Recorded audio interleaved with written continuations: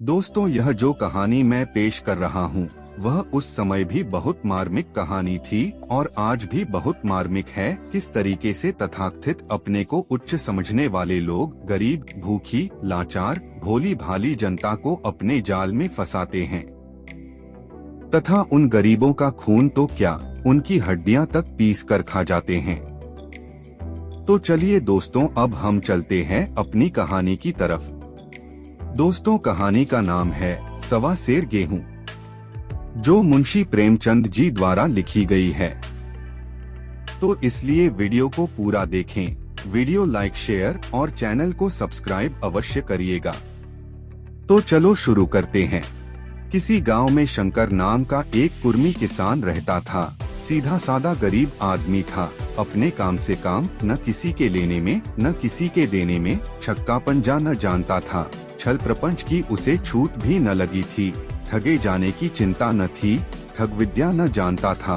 भोजन मिला, खा लिया, न मिला चबेने पर काट दी, चबैना भी न मिला तो पानी पी लिया और राम का नाम लेकर सो रहा। किंतु जब कोई अतिथि द्वार पर आ जाता था तो उसे इस निवृत्ति मार्ग का त्याग करना पड़ता था। विशेषकर जब साधु महात्मा पदार्पण करते थे तो उसे अनिवार्यत सांसारिकता की शरण लेनी पड़ती थी। खुद भूखा सो सकता था, पर साधु को कैसे भूखा सुलाता। भगवान के भक्त जो ठहरे। एक दिन संध्या समय एक महात्मा ने आकर उसके द्वार पर डेरा जमाया। तेजस्वी मूर्ति थी, पीताम्बर गले में, जटा सिर पर, पीतल का कमंडल हाथ में, खड़ाऊ पैर में, ऐनक आँखों पर। संपूर्ण वेश उन महात्माओं का सा था जो रईसों के प्रासादों में तपस्या, हवा गाड़ियों पर देवस्थानों की परिक्रमा और योग सिद्धि प्राप्त करने के लिए रुचिकर भोजन करते हैं। घर में जौ का आटा था, वह उन्हें कैसे खिलाता। प्राचीन काल में जौ का चाहे जो कुछ महत्व रहा हो, पर वर्तमान युग में जौ का भोजन सिद्ध पुरुषों के लिए दुष्पाच्य होता है। बड़ी चिंता हुई, महात्मा जी को क्या खिलाऊं। आखिर निश्चय किया कि कहीं से गेहूं का आटा उधार लाऊं, पर गांव भर में गेहूं का आटा न मिला। गांव में सब मनुष्य ही मनुष्य थे, देवता एक भी न था। अतएव देवताओं का खाद्य पदार्थ कैसे मिलता। सौभाग्य से गांव के विप्र महाराज के यहाँ से थोड़ा सा मिल गए। उनसे सवा सेर गेहूं उधार लिया और स्त्री से कहा कि पीस दे। महात्मा ने भोजन किया, लंबी तान कर सोए। प्रातः काल आशीर्वाद देकर अपनी राह ली। विप्र महाराज साल में 2 बार खलिहानी लिया करते थे। शंकर ने दिल में कहा, सवा सेर गेहूं इन्हें क्या लौटाऊं, पंसेरी बदले कुछ ज्यादा खलिहानी दे दूंगा। यह भी समझ जाएंगे, मैं भी समझ जाऊंगा। चैत में जब विप्र जी पहुँचे तो उन्हें 1.5 पंसेरी के लगभग गेहूं दे दिया और अपने को उऋण समझकर उसकी कोई चर्चा न की। विप्र जी ने फिर कभी न मांगा। सरल शंकर को क्या मालूम था कि यह सवा सेर गेहूं चुकाने के लिए मुझे दूसरा जन्म लेना पड़ेगा। 7 साल गुजर गए। विप्र जी विप्र से महाजन हुए। शंकर किसान से मजूर हो गया। उसका छोटा भाई मंगल उससे अलग हो गया था। एक साथ रहकर दोनों किसान थे, अलग होकर मजूर हो गए थे। शंकर ने चाहा कि द्वेष की आग भड़कने न पाए, किंतु परिस्थिति ने उसे विवश कर दिया। जिस दिन अलग अलग चूल्हे जले, वह फूट फूट कर रोया। आज से भाई भाई शत्रु हो जाएंगे। एक रोएगा, दूसरा हंसेगा। एक के घर मातम होगा तो दूसरे के घर गुलगुले पकेंगे। प्रेम का बंधन, खून का बंधन, दूध का बंधन आज टूटा जाता है। उसने भगीरथ परिश्रम से कुल मर्यादा का वृक्ष लगाया था।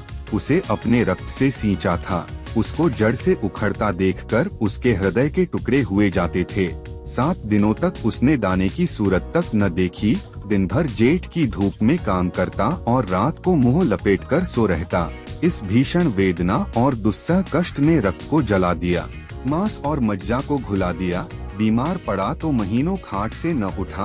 अब गुजर बसर कैसे हो। 5 बीघे के आधे रह गए, 1 बैल रह गया। खेती क्या खाक होती। अंत को यहाँ तक नौबत पहुँची कि खेती केवल मर्यादा रक्षा का साधन मात्र रह गई। जीविका का भार मजूरी पर आ पड़ा। 7 वर्ष बीत गए। एक दिन शंकर मजूरी करके लौटा तो राह में विप्र जी ने टोककर कहा, शंकर, कल आकर के अपने बीज बैंक का हिसाब कर ले। तेरे यहाँ 5.5 मन गेहूँ कब के बाकी पड़े हुए हैं और तू देने का नाम नहीं लेता। हजम करने का मन है क्या? शंकर ने चकित होकर कहा, मैंने तुमसे कब गेहूं लिए थे जो 5.5 मन हो गए? तुम भूलते हो मेरे यहाँ किसी का छटाक भर न अनाज है, न एक पैसा उधार। विप्र, इसी नियत का तो यह फल भोग रहे हो कि खाने को नहीं जुड़ता। यह कहकर विप्र जी ने उस 1.25 सेर गेहूं का जिक्र किया जो आज के 7 वर्ष पहले शंकर को दिए थे। शंकर सुनकर अवाक रह गया। ईश्वर, मैंने इन्हें कितनी बार खलिहानी दी, इन्होंने मेरा कौन सा काम किया? जब पोथी पत्र देखने 37 गुण विचारने द्वार पर आते थे, कुछन कुछ दक्षिणा ले ही जाते थे। इतना स्वार्थ। 1.25 सेर अनाज को अंडे की भांति सेकर आज यह पिशाच खड़ा कर दिया जो मुझे निगल जाएगा। इतने दिनों में एक बार भी कह देते तो मैं गेहूं तौल कर दे देता। क्या इसी नियत से चुप साध बैठे रहे? बोला, महाराज, नाम लेकर तो मैंने उतना अनाज नहीं दिया, पर कई बार खलिहानों में सेर 2-2 सेर दिया है। अब आप आज 5.5 मन मांगते हैं, मैं कहाँ से दूंगा? विप्र, लेखा जौ बख्शीस 100 तुमने जो कुछ दिया होगा उसका कोई हिसाब नहीं। चाहे एक की जगह 4 पसेरी दे दो, तुम्हारे नाम बही में 5.5 मन लिखा हुआ है, जिससे चाहे हिसाब लगवा लो। दे दो तो तुम्हारा नाम छेक दूं, नहीं तो और भी बढ़ता रहेगा। शंकर, पांडे, क्यों एक गरीब को सताते हो? मेरे खाने का ठिकाना नहीं, इतना गेहूं किसके घर से लाऊंगा? विप्र, जिसके घर से चाहे लाओ, मैं छटाक भर भी न छोड़ूंगा। यहाँ न दोगे, भगवान के घर तो दोगे। शंकर कांप उठा।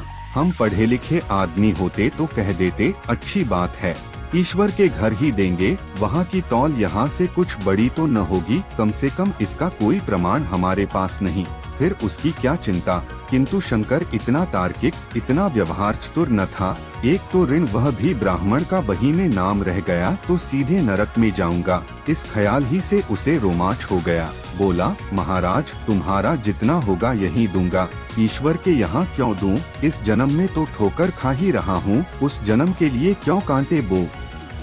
मगर यह कोई न्याय नहीं है, तुमने राई का पर्वत बना दिया। ब्राह्मण होके तुम्हें ऐसा नहीं करना चाहिए था। उसी घड़ी तगादा करके ले लिया होता तो आज मेरे सिर पर इतना बड़ा बोझ क्यों पड़ता? मैं तो दे दूंगा, लेकिन तुम्हें भगवान के यहाँ जवाब देना पड़ेगा।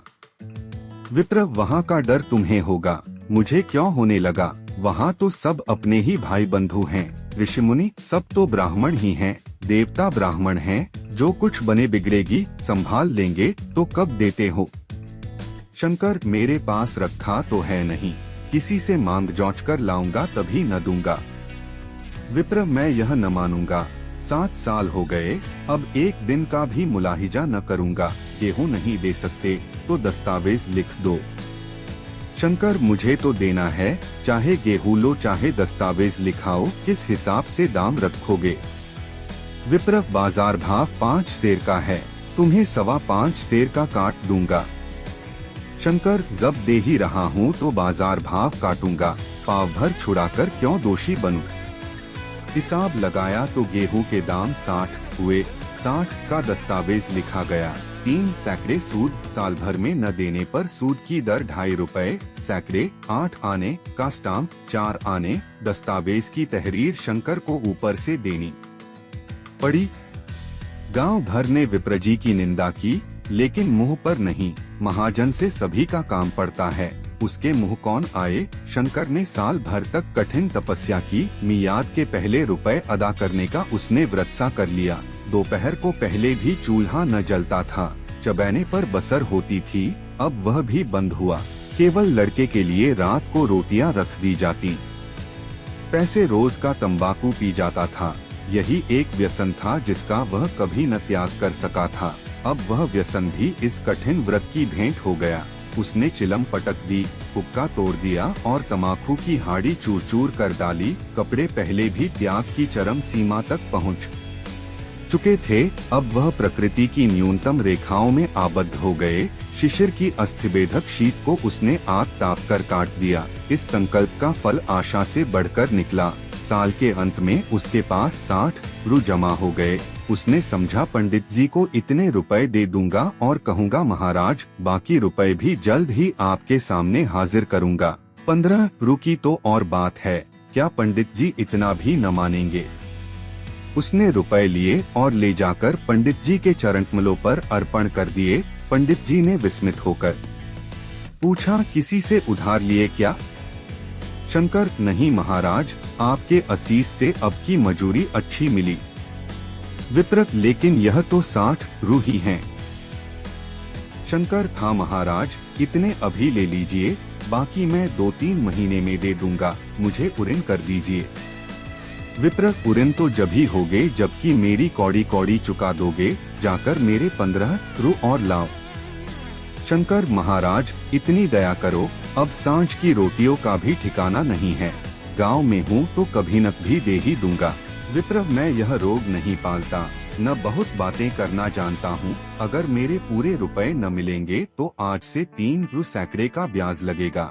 अपने रुपए चाहे अपने घर में रखो, चाहे मेरे यहाँ छोड़ जाओ। शंकर, अच्छा जितना लाया हूँ उतना रख लीजिए, मैं जाता हूँ, कहीं से 15 रू और लाने की फिक्र करता हूँ। शंकर ने सारा गांव छान मारा मगर किसी ने रुपए न दिए, इसलिए नहीं कि उसका विश्वास न था या किसी के पास रुपए न थे, बल्कि इसलिए कि पंडित जी के शिकार को छेड़ने की किसी की हिम्मत न थी। क्रिया के पश्चात प्रतिक्रिया नैसर्गिक नियम है। शंकर साल भर तक तपस्या करने पर भी जब ऋण से मुक्त होने में सफल न हो सका तो उसका संयम निराशा के रूप में परिणत हो गया। उसने समझ लिया कि जब इतना कष्ट सहने पर भी साल भर में 60 रू से अधिक न जमा कर सका, तो अब और कौन सा उपाय है जिसके द्वारा इसके दूने रुपए जमा हो। जब सिर पर ऋण का बोझ ही लादना है तो क्या मन भर का और क्या सवा मन का। उसका उत्साह क्षीण हो गया, मेहनत से घृणा हो गई। आशा उत्साह की जननी है, आशा में तेज है, बल है, जीवन है। आशा ही संसार की संचालक शक्ति है। शंकर आशाहीन होकर उदासीन हो गया। वह जरूरतें जिनको उसने साल भर तक टाल रखा था, अब द्वार पर खड़ी होने वाली भिखारिणी न थीं, बल्कि छाती पर सवार होने वाली पिशाचनियां थीं, जो अपनी भेंट लिए बिना जान नहीं छोड़ती। कपड़ों में चकत्तियों के लगने की भी एक सीमा होती है। अब शंकर को चिट्ठा मिलता तो वह रुपए जमा न करता, कभी कपड़े लाता, कभी खाने की कोई वस्तु। जहाँ पहले तमाकू ही पिया करता था, वहाँ अब गांजे और चरस का चस्का भी लगा। उसे अब रुपए अदा करने की कोई चिंता न थी, मानो उसके ऊपर किसी का एक पैसा भी नहीं आता। पहले जूड़ी चढ़ी होती थी, पर वह काम करने अवश्य जाता था, अब काम पर न जाने के लिए बहाना खोजा करता। इस भांति 3 वर्ष निकल गए। विप्रजी महाराज ने एक बार भी तकाजा न किया। वह चतुर शिकारी की भांति अचूक निशाना लगाना चाहते थे। पहले से शिकार को चौंकाना उनकी नीति के विरुद्ध था। एक दिन पंडित जी ने शंकर को बुलाकर हिसाब दिखाया। 60 रू जो जमा थे वह मिन्हा करने पर अब भी शंकर के जिम्मे 120 रू निकले। शंकर, इतने रुपए तो उसी जन्म में दूंगा, इस जन्म में नहीं हो सकते। विप्र, मैं इसी जन्म में लूंगा, मूल न सही, सूद तो देना ही पड़ेगा। शंकर, एक बैल है, वह ले लीजिए, और मेरे पास रखा क्या है? विप्र, मुझे बैल बधिया लेकर क्या करना है, मुझे देने को तुम्हारे पास बहुत कुछ है। शंकर, और क्या है महाराज? विप्र, कुछ है, तुम तो हो, आखिर तुम भी कहीं मजूरी करने जाते ही हो, मुझे भी खेती के लिए मजूर रखना ही पड़ता है। सूद में तुम हमारे यहाँ काम किया करो, जब सुविधा हो मूल को दे देना। सच तो यूँ है कि अब तुम किसी दूसरी जगह काम करने नहीं जा सकते जब तक मेरे रुपए नहीं चुका दो। तुम्हारे पास कोई जायदाद नहीं है, इतनी बड़ी गठरी में किस एतबार पर छोड़ दूं? कौन इसका जिम्मा लेगा कि तुम मुझे महीने महीने सूद देते जाओगे, और कहीं कमाकर जब तुम मुझे सूद भी नहीं दे सकते तो मूल की कौन कहे? शंकर, महाराज, सूद में तो काम करूंगा और खाऊंगा क्या? विप्र, तुम्हारी घरवाली है, लड़के हैं, क्या वे हाथ पांव कटा के बैठेंगे? रहा मैं तुम्हें आधा सेर जौ रोज कलेवा के लिए दे दिया करूंगा, ओढ़ने को साल में 1 कंबल पा जाओगे, 1 मिर्जई भी बनवा दिया करूंगा। और क्या चाहिए? यह सच है कि और लोग तुम्हें छर आने देते हैं, लेकिन मुझे ऐसी गरज नहीं है। मैं तो तुम्हें रुपए भरने के लिए रखता हूँ। शंकर ने कुछ देर तक गहरी चिंता में पड़े रहने के बाद कहा, महाराज, यह तो जन्म भर की गुलामी हुई। विप्रक गुलामी समझो, चाहे मजूरी समझो, मैं अपने रुपए भराए बिना तुमको कभी न छोड़ूंगा। तुम भागोगे तो तुम्हारा लड़का भरेगा। हाँ, जब कोई न रहेगा तब की बात दूसरी है। इस निर्णय की कहीं अपील न थी। मजूर की जमानत कौन करता? कहीं शरण न थी, भागकर कहा जाता। दूसरे दिन से उसने विप्रजी के यहाँ काम करना शुरू कर दिया।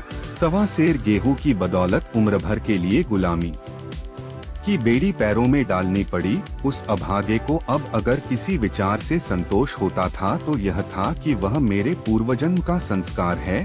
स्त्री को वे काम करने पड़ते थे जो उसने कभी न किए थे। बच्चे दानों को तरसते थे, लेकिन शंकर चुपचाप देखने के सिवा और कुछ न कर सकता था। वह गेहूं के दाने किसी देवता के शाप की भांति यावज्जीवन उसके सिर से न उतरे। शंकर ने विप्रजी के यहाँ 20 वर्ष तक गुलामी करने के बाद इस दुस्सार संसार से प्रस्थान किया। 120 अभी तक उसके सिर पर सवार थे। पंडित जी ने उस गरीब को ईश्वर के दरबार में कष्ट देना उचित न समझा। इतने अन्यायी, इतने निर्दयी न थे। उसके जवान बेटे की गर्दन पकड़ी। आज तक वह विप्रजी के यहाँ काम करता है। उसका उद्धार कब होगा भी या नहीं, ईश्वर ही जाने। पाठक, इस वृत्तांत को कपोलकल्पित न समझिए, यह सत्य घटना है। ऐसे शंकरों और ऐसे विप्रों से दुनिया खाली नहीं है।